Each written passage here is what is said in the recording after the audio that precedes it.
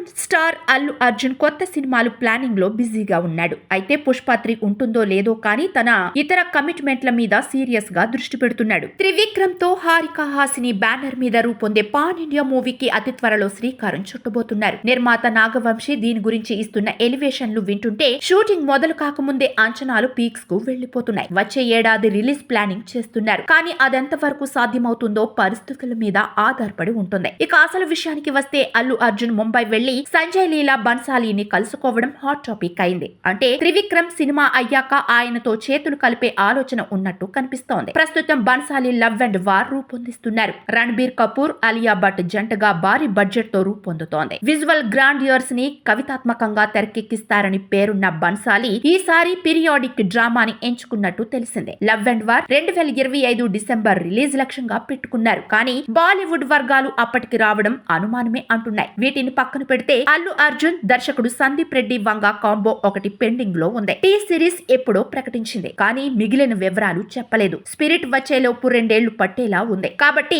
ఆలోగా త్రివిక్రమ్, బన్సాలీల సినిమాలు బన్నీ పూర్తి చేసుకోవచ్చు. అయితే అధికారిక ప్రకటన వచ్చేదాకా ఇదంతా ఊహాగానంగానే చెప్పుకోవాలి. అదే పనిగా అంత దూరం వెళ్లడం అంటే మాటలు కాదుగా. ఇవన్నీ సరే కానీ పుష్ప 3 ర్యాంపేజ్ కోసం డిమాండ్ మామూలుగా లేదు. చాలా టైం అయితే పట్టేలా ఉంది. మొత్తానికి ఐకాన్ స్టార్ లైనప్ అదిరింది అనేలా రెడీ చేస్తున్నాడన్నమాట.